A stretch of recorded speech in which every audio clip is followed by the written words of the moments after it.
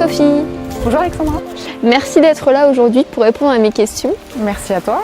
Moi je t'ai invitée aujourd'hui parce que quand je t'ai rencontrée la première fois, j'avais été très intriguée et très intéressée par ton parcours qui est assez finalement, je dirais, intéressant par rapport à ta vision des choses. Je sais que on va du coup aborder peut-être un sujet qui est un peu touchy pour la plupart des gens, mais que toi tu affectionnes particulièrement. C'est vraiment le lien entre la science, d'où tu viens, et la spiritualité, d'où tu es, j'ai envie de dire maintenant, là où tu en es, et finalement le lien qu'on peut faire entre les deux. Et du coup, en premier, j'ai envie de te demander de nous expliquer un petit peu, toi, ton parcours, et ensuite de nous parler un petit peu plus de peut-être ce lien. Quel lien tu fais? Est-ce que tu en vois un, justement, parce que bien souvent, c'est plutôt contradictoire. On les oppose, voire même, ces deux sciences. Et donc voilà, j'aimerais avoir ta vision là-dessus et ton parcours aussi en premier. Ok. Bah oui, effectivement, moi j'ai eu une éducation tout à fait consensuelle, pas spirituelle en fait, avec aucune explication ou invitation à explorer ces dimensions de la vie. J'ai grandi vraiment dans une famille très aimante, mais qui avait foi dans l'intelligence intellectuelle. Okay. Et donc j'ai été mise très tôt sur la voie de cette connaissance accumulée et mentale, okay. Et pas tellement sur celle de la sensorialité, de la sensitivité, de l'intuition, de la perception, de l'inspiration. Et puis c'est comme ça que je suis devenue médecin, parce que voilà, il y avait quand même une envie d'être en présence de l'autre et en lien sincère et profond avec lui, mais toujours dans un contexte un peu comme ça stéréotypé dans la prise en charge, et puis surtout très matérialiste, où on ne réfléchissait qu'en termes de causes et conséquences matérielles. Okay. J'ai exercé comme ça pendant très longtemps une médecine assez invasive, agressive, parce que je faisais plutôt de la médecine d'urgence et un petit peu de réanimation. Et j'ai pas eu l'occasion du tout de me pencher sur autre chose que ça, parce que ça marchait bien, ça marche toujours bien d'ailleurs de mon point de vue. Je reste quelqu'un qui pense sincèrement que sur les problèmes aigus qui concernent notre physique, il faut une réponse qui soit physique, okay. Concrètement physique, ouais. Jusqu'à ce que moi-même j'ai des graves problèmes de santé. Et que je m'aperçoive que, par contre, en termes de prise en charge sur des problématiques chroniques et de déséquilibre chronique et qui perduraient dans le temps, ça marchait pas du tout. Okay. Et ce qu'on m'avait enseigné ne m'était absolument d'aucun secours, voire c'était un petit peu aggravant. Parce que vraiment, les médicaments, si ça me soulageait d'un côté, ça m'aggravait de l'autre. Et je suis rentrée dans une spirale comme ça, dont je ne voyais pas ni la solution ni le bout, et qui m'a littéralement contrainte à aller explorer d'autres horizons. Alors bien sûr, rétrospectivement, on se rappelle qu'on a toujours été finalement des êtres spirituels, parce que comme tu l'as très bien dit, quand on est ce qu'on est, on ne peut pas être autre chose que ce qu'on est. Donc on se rappelle que ça existait un peu plus tôt dans l'enfance et quelle forme ça pouvait prendre. Mais moi, pour ma part, je l'avais absolument complètement oublié. D'accord. Et ça s'est rappelé à moi avec une certaine violence, impériosité. Et c'est venu, comme on pourrait le dire dans l'usage courant, par hasard, même si là aussi mon point de vue a changé, oui. Sur les hasards de la vie, oui. Avec un professeur de médecine qui tout simplement a dit que pour les problématiques dont je souffrais, lui, il n'avait jamais eu aucun résultat en termes de médicaments, et que maintenant, la seule chose qu'il pouvait recommander, c'était les thérapeutiques à base d'hypnose et d'auto-hypnose. Donc j'ai commencé comme ça à me lancer un petit peu dans l'exploration de mon esprit, pour très vite basculer dans la méditation, parce que ça m'était beaucoup plus naturel, et puis tout à fait en autodidacte et sans aucune conceptualisation de ce que j'étais en train de faire. Okay. J'ai exploré ma conscience en fait, parce que finalement c'est ce qu'on fait quand on médite.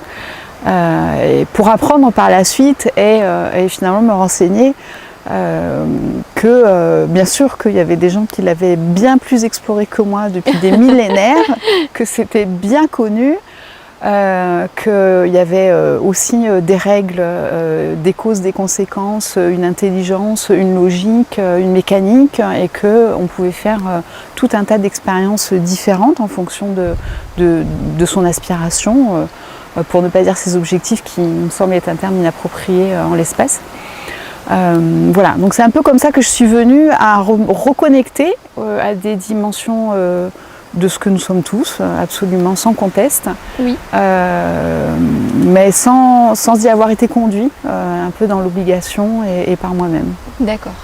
Et dans ta découverte et dans cette exploration-là, justement, est-ce que tu as découvert qu'il y avait finalement des liens entre tes apprentissages très intellectuels dans ton travail, on va dire, quotidien de médecine, et finalement l'aspect spirituel que tu as découvert par toi-même en explorant ta conscience?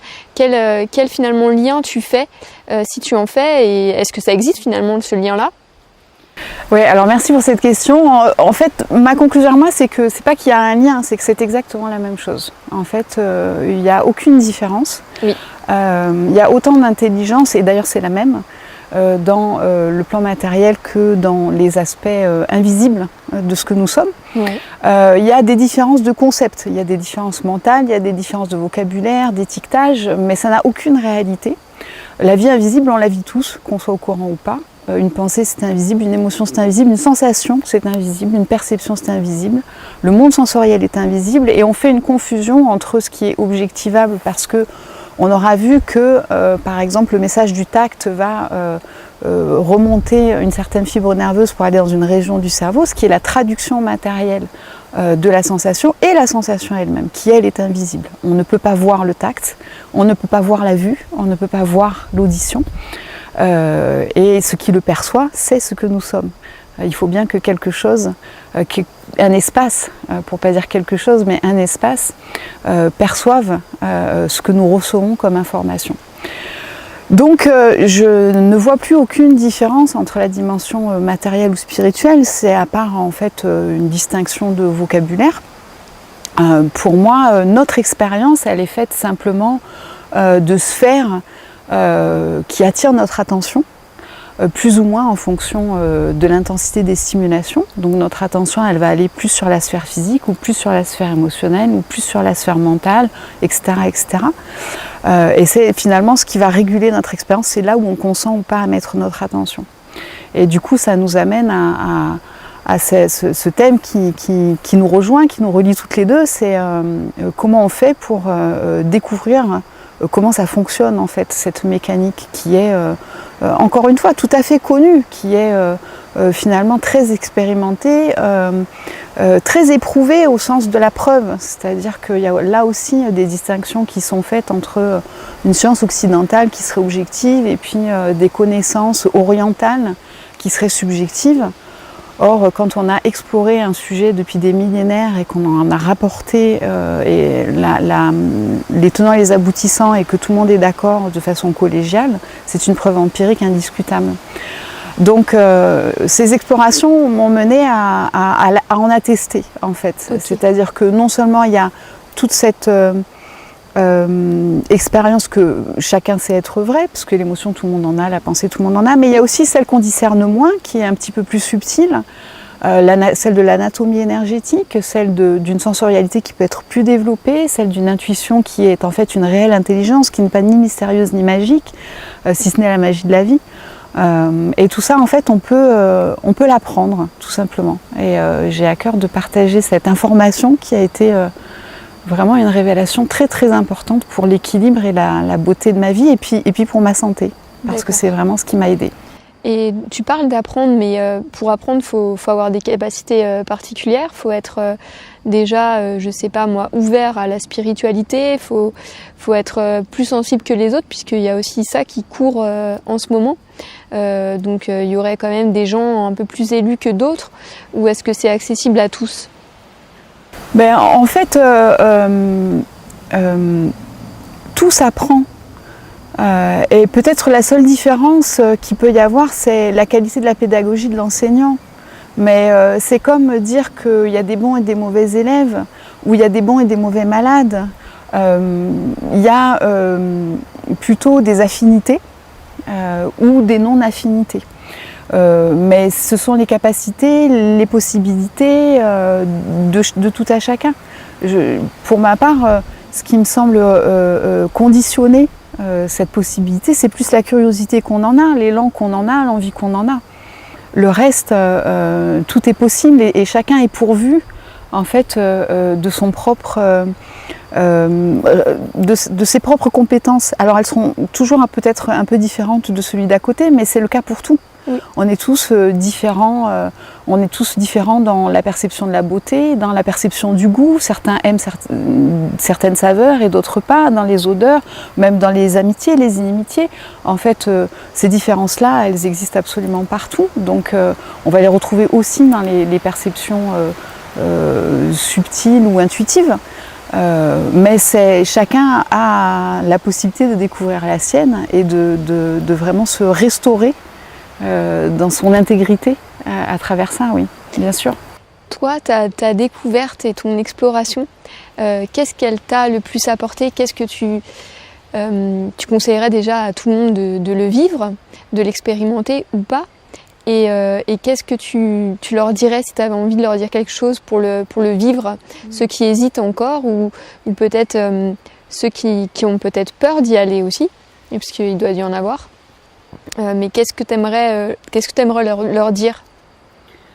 J'aimerais leur dire qu'on ne peut pas être bien et en santé sans se connaître. Qu'il n'est pas possible, en fait, si on ne sait pas qu'on a besoin de manger, il n'est pas possible d'être tranquille sur sa vitalité. Et c'est pareil, c'est absolument exactement la même chose. Si on ne sait pas comment, ne serait-ce que fonctionnent les rudiments de notre système émotionnel, si on ne sait pas comment fonctionne notre système mental, si on ne sait pas de quoi est fait notre expérience, comment ça interagit, quelles sont les répercussions, quelles sont les impressions et les imprégnations dans le corps de tout ça, on ne peut pas vivre une vie qui soit celle à laquelle on aspire. Et comme chacun aspire en fait à la paix, au calme, à la sérénité, au bonheur et à la joie, je connais personne qui n'ait pas cette aspiration-là, je ne crois pas qu'on puisse faire cette économie-là. Alors après, il y a mille et une façons peut-être de l'intégrer, très certainement. Certaines passions qui n'ont pas pour objectif particulier ces apprentissages vont les développer quand même. Les artistes sont des gens qui sont très proches d'eux-mêmes, par exemple les musiciens aussi. Il n'est pas forcément nécessaire d'avoir un soutien ou un enseignement qui soit stricto sensu celui-ci. Mais par contre, se rapprocher de ces qualités-là, de cette perception-là, de cette vérité-là de soi, ça me paraît absolument incontournable. Et pour ça, on peut le faire ou dans une inspiration qui soit la sienne stricte, ou avec l'aide de gens qui ont déjà parcouru ces chemins-là et qui du coup ont pu répertorier des chemins, des raccourcis aussi, beaucoup, pour nous y conduire avec un peu plus d'efficacité, quoi. D'accord. Et toi, justement, tu as fait quel parcours, tu as fait quelle voie dans cette exploration? Tu as été plus sur des choses beaucoup plus artistiques, à travers l'art, à travers la créativité peut-être, où tu as lu certains livres, où tu as fait certaines formations, certains stages. Comment tu as... J'ai fait un peu tout. T'as fait un peu tout. J'ai beaucoup exploré d'abord par moi-même en fait, parce que finalement ça a toujours été ma méthode d'apprentissage de me lancer dans quelque chose que je connaissais pas, de le dégrossir et puis finalement d'aller me renseigner après un peu plus en détail. Oui. Et après, oui, je me suis tournée vers des gens qui l'ont modélisé, qui le proposent, qui le transmettent depuis bien plus longtemps, qui sont animés, qui ont une connaissance bien plus profonde en fait de ça que moi. Ce qui est possible pour tout à chacun. Je me suis tournée vers des livres, je me suis tournée vers des vidéos, je me suis tournée vers tout ce qu'ils proposaient, et puis je me suis tournée aussi vers la vie, parce qu'elle nous propose au quotidien, en fait, cette exploration, même si on ne sait pas forcément que c'est de ça qu'il s'agit. Mais quand on est un peu éclairé et qu'on sait que ça se passe comme ça, on a un petit peu plus d'attention à ce qui se passe dans nos propres vies, Et du coup, on peut le découvrir de cette façon-là, oui. Mais j'ai très envie d'encourager chacun à suivre son inspiration là-dessus, parce que c'est vrai que c'est un peu difficile dans la mesure où, comme il n'y a rien de normé, il n'y a rien d'institutionnalisé, oui. Et c'est peut-être pas plus mal parce que c'est tellement divers et diversifié que ce serait bien difficile de le faire. C'est presque déjà une éducation en soi, c'est-à-dire que finalement, pour le faire d'une façon qui nous serve, il va falloir être suffisamment proche de soi pour entendre là où on a envie, là où on est attiré, là où on a confiance, là où on est en familiarité aussi, peut-être pas toujours dans le vocabulaire. Moi, j'ai fait des formations qui étaient très très très très loin de ma culture, oui. Mais je reconnaissais peut-être l'intimité qu'il y avait avec la vie, l'émotion, le lien, l'amour aussi, oui. Qui s'en dégageait, et c'était ça plutôt ma bouée. Et parfois, c'était assez compliqué pour moi de comprendre au début, ou de simplement accepter de ne pas comprendre d'ailleurs, et de me laisser porter. Mais c'était très très bénéfique, c'était une vraie formation en ce sens. D'accord. J'ai envie de te poser une question comme ça, mais comment elle est aujourd'hui la nouvelle Sophie, en fait, qui a intégré une autre part d'elle-même, j'ai envie de dire, la part peut-être du coup pas plus spirituelle, mais vraiment dans ta conscience, enfin, la part que tu cherchais. Oui. Pas sans lâcher le reste en fait, sans lâcher la médecine, mais finalement j'ai envie de dire en épousant et en unifiant. En épousant, c'est une union en fait, les deux parts de toi-même. Et donc du coup, ça a dû créer une nouvelle Sophie, enfin j'imagine. Oui. Et du coup, c'est quoi aujourd'hui cette nouvelle Sophie? Qu'est-ce qu'elle a de différent, si elle a quelque chose de différent? Elle est... c'est marrant, c'est un mot assez intellectuel qui me vient, mais elle est plus compétente. Okay. C'est-à-dire que vraiment, là où c'était très confus, là où elle subissait en fait beaucoup elle-même, maintenant, on va pas dire plus du tout, mais quasiment plus. Okay. Et c'est vraiment des apprentissages qui transmettent des choses extrêmement simples et accessibles. Comme le fait de savoir, parce qu'on leur a exploré, que notre sphère mentale et donc notre intelligence mentale, qui n'est absolument pas du tout la seule intelligence qui existe, ou la seule forme d'intelligence qui existe, est toujours une intelligence qui est là pour analyser, comparer, classifier, ranger, et ne pourra pas donner autre chose qu'un système concurrentiel. C'est sa qualité. Sa mise en forme est faite comme ça, et demander à notre sphère mentale et donc à notre intellect d'avoir des pensées et des raisonnements qui soient, j'ai envie de dire, égalitaires, mais au sens noble du terme, quoi. C'est-à-dire avec humilité, en fait, qui soient humbles, avec équité, et qui ne se considèrent pas moins ni plus que l'autre. Ça ne lui est pas possible. Il n'a pas été éduqué comme ça, c'est pas pour ça qu'il a grandi, c'est pas comme ça qu'il a grandi, il ne sait pas le faire. Ça se trouve dans une intelligence qui est un peu en dessous, au niveau de la poitrine, et il suffit de mettre son attention un peu en dessous, au centre de la poitrine, pour avoir une perception de la vie qui soit beaucoup plus aimante, beaucoup plus calme, beaucoup plus inclusive, qui reconnaisse la beauté des choses, qui reconnaisse la beauté des âmes, la beauté des gens, et c'est tellement infiniment plus doux en fait dans la vie. Et ça, ces compétences-là, parce que on a de l'information en fait, on sait un petit peu mieux comment on fonctionne, qui fait quoi en soi-même, et bien c'est vraiment quelque chose qui amène à une vie qui nous ressemble plus, tout simplement, qui nous est beaucoup plus fidèle, plutôt qu'à une vie après laquelle on court pour essayer de colmater une brèche ici, éteindre un feu là-bas. Voilà, on vit quelque chose qui est notre propre œuvre d'art. Ouais. C'est ce qui me vient, c'est tu parlais justement que tu étais une Sophie qui subissait. Oui. Aujourd'hui, donc tu es une Sophie qui se créait, qui créait sa vie, qui l'a choisie, qui est finalement actrice de sa peinture, quoi, de son œuvre, comme tu disais, donc de sa peinture, de sa musique, peu importe, finalement, de sa danse. Mais du coup, ça te permet effectivement d'être plus en lien avec la vie que tu vis et avec ton cœur. C'est ça ce que tu disais? Oui, c'est exactement ça. Et c'est quelque chose de très simple de découvrir finalement que la synthèse la plus élevée, pour moi en tout cas, de l'intelligence naturelle du monde. On a souvent cette confusion entre l'intellect et l'intelligence, mais le monde est intelligence. Il y a juste à regarder une fleur pour savoir que le monde est intelligence. La synthèse la plus complète, la plus noble, la plus vraie, véritable et pure qu'on puisse trouver, elle est vraiment à cet endroit-là, elle n'est pas du tout dans notre tête. Et faire cette distinction, c'est vraiment se retrouver dans sa qualité et non pas dans son amputation. Parce que essayer de fonctionner avec un système dans lequel on croit que ce qu'il y a de plus élaboré se trouve dans nos possibilités intellectuelles et mentales, c'est comme partir faire un 100 mètres avec champion olympique sur une jambe, quoi. C'est impossible en fait, c'est une mission absolument impossible, c'est un constat d'échec dès le départ. Ouais.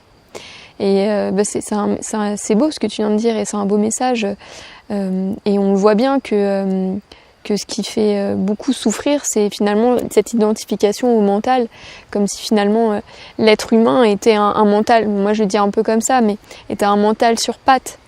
Et toi, ce que tu es en train de dire, que finalement non, on est plutôt un cœur sur pattes, mais on a, avec ce cœur-là, pour qu'il s'exprime, il a des outils. Et ce que tu disais, c'est que le mental en est un, avec ses défauts et ses qualités.